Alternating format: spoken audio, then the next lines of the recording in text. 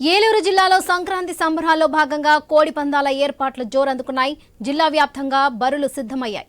ప్రముఖులు కోడి పందాల్లో పాల్గొని ప్రారంభించనున్నారు. సంక్రాంతి సందర్భంగా బొమ్మల కొలువులో డిప్యూటీ స్పీకర్ రఘురామకృష్ణంరాజు పాల్గొన్నారు. కోడి పందాల ఏర్పాట్లపై మరింత సమాచారం మా ప్రతినిధి భార్గవ్ అందిస్తారు.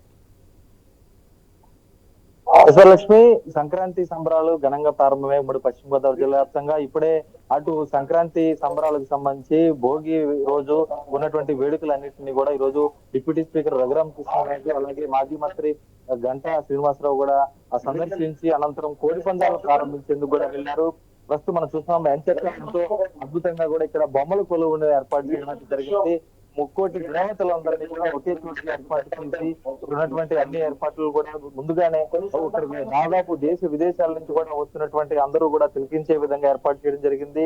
ఇక్కడ సంక్రాంతి కోడి పందాలు కూడా పెద్ద ఎత్తున కూడా ప్రతి ఏటా కూడా నిర్వహిస్తున్న నేపథ్యంలో ఆ సాంప్రదాయ వేడుకలను కూడా ప్రారంభించేందుకు ప్రస్తుతం డిప్యూటీ స్పీకర్ రఘురామకృష్ణరాజు కూడా ఆ ప్రాంతానికి వెళ్ళడం అయితే జరిగింది. మొత్తానికి అటు సంక్రాంతి నేపథ్యంలో కూడా అటు దేశ విదేశాల నుంచి వచ్చిన అతిథులందరూ కూడా ఈ రోజు ఉదయం నుంచి కూడా భోగి వేడుకల్లో భోగి మంటల్లో కూడా అక్కడ ఉన్నటువంటి నేతలు గాని లేదంటే వారి బంధుమిత్రులు అందరితో కూడా పాల్గొనడం జరిగింది. అనంతరం ప్రస్తుతం కోడి పందాలను తొలగించేందుకు అందరూ కూడా వెళ్ళడం అయితే జరుగుతుంది. దాదాపు 4 రోజులుగా కూడా ఉత్కంఠ నేపథ్యంలో, ఎందుకంటే దాదాపు ఇప్పటికే పోలీసులు అన్ని చోట్ల కూడా దాడులు చేసి ఎట్టి పరిస్థితుల్లో సంక్రాంతి కోడి పందాలు జరగనివ్వమంటూ కూడా వారు ఆంక్షలు విధించడం జరిగింది. కానీ ఈ రోజు ఉదయానికి అనధికార అనుమతులు వచ్చాయని కూడా చెప్పుకోవచ్చు. ఎందుకంటే ఎక్కడ పోలీసుల జాడైతే లేదు. ఈ తరుణంలో పెద్ద పెద్ద భారీ ఏర్పాట్లు చేసి ఇక్కడ కోడి పందాలు నిర్వహించేందుకు అన్ని కూడా సిద్ధం చేయడం అయితే జరిగింది. ప్రస్తుతం మనం ఉండి నియోజకవర్గంలో పెదాంబరం గ్రామంలో కూడా ఉన్నాం.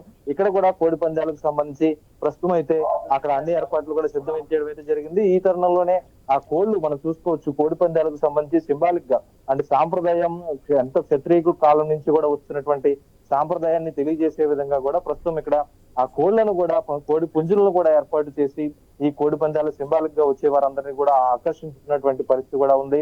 ఆ మొత్తానికి కూడా ఆ సంప్రదాయ వేడుకలకు సంబంధించి కూడా ఈ రోజు 3 రోజుల పాటు జరగబోతుందని చెప్పుకోవచ్చు. భీమవరం ఒకటే కాదు, ఉండి అసెంబ్లీ నియోజకవర్గం, పాలకొల్లు, నర్సాపురం, ఆచంట అలాగే అటు ఏలూరు జిల్లాలో కూడా దెందులూరులో అతిపెద్ద బరిని ఈసారి ఏర్పాటు చేశారు. క్రికెట్ స్టేడియం ను కల్పించే విధంగా కూడా బరి ఏర్పాటు చేయడం అయితే జరిగింది. అక్కడ కూడా మరి కాసేపట్లోనే ఈ కోడి పందాలు ప్రారంభం కాబోతున్నాయి. ఇక్కడ నియోజకవర్గంలో ప్రారంభిస్తున్నారు. అనంతరం మరి కాసేపట్లోనే రాష్ట్ర వ్యాప్తంగా ఈ కోడి పందాలు కూడా ప్రారంభం కానున్న నేపథ్యంలో 3 రోజుల పాటు ఖచ్చితంగా కోలాహలంగా జరుగుతాయని కూడా చెప్పుకునే పరిస్థితులు ఉన్నాయి Varalakshmi. Right Bhargav, thank you.